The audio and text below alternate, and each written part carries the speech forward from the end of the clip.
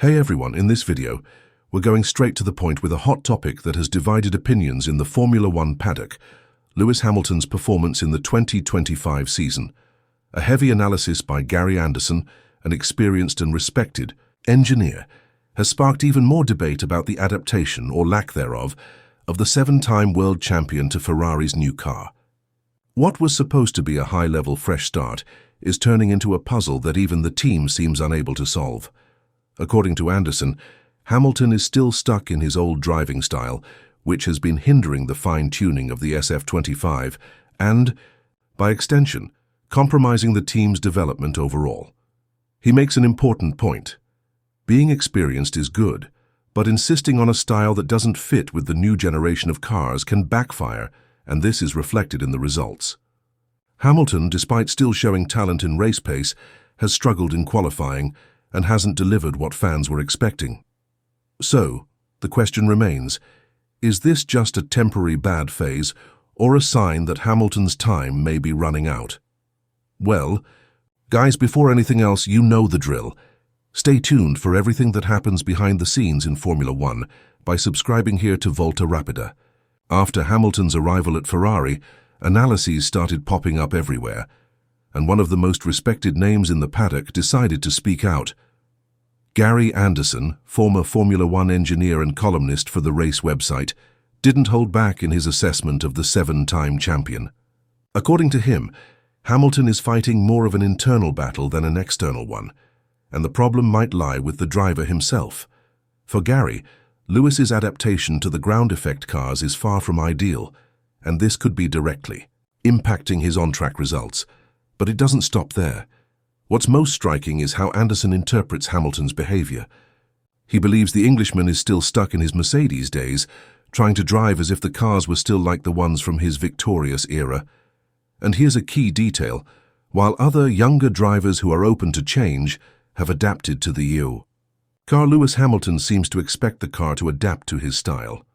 According to Anderson, this resistance is even affecting the development of the car. If the driver insists on going in the wrong direction with the setup, the team also loses time and performance. The consequences of this show up in qualifying and race pace. Anderson's warning is clear. If Hamilton doesn't change his approach, he might end up falling behind despite all his experience.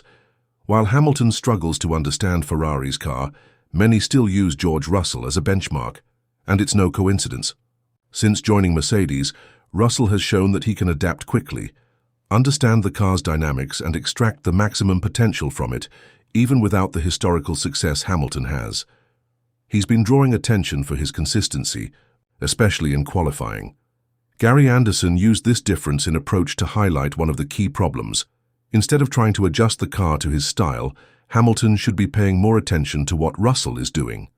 Anderson believes that the young Brit has already figured out how the ground effect car behaves and is using that to his advantage.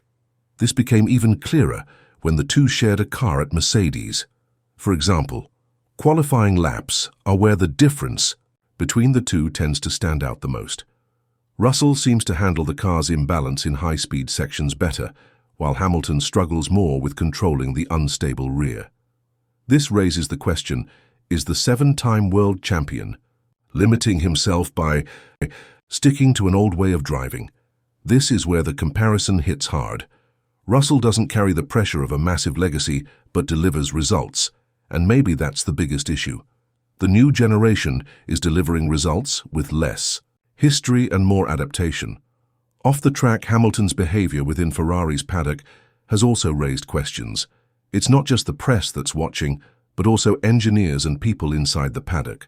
Gary Anderson made sure to highlight a delicate point: the lack of involvement from the driver in key moments, such as simulator sessions and track walks. In such a competitive environment as modern Formula One, every detail can make a difference, and when a driver of Hamilton's caliber doesn't participate in these activities regularly, doubts inevitably arise about his dedication to adapting to the new car.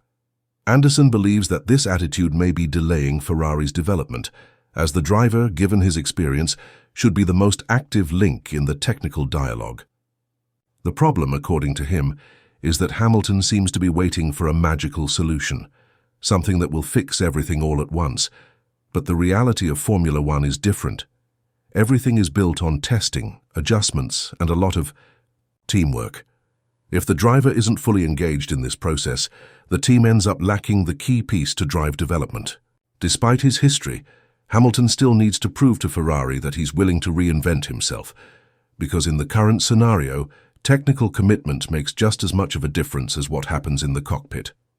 While Hamilton tries to adapt to the new environment and the behavior of the SF25, Charles Leclerc has been demonstrating exactly the kind of attitude many expected to see in the champion as well. The Monegasque driver recognized from the first tests of the season that Ferrari's car would have limitations,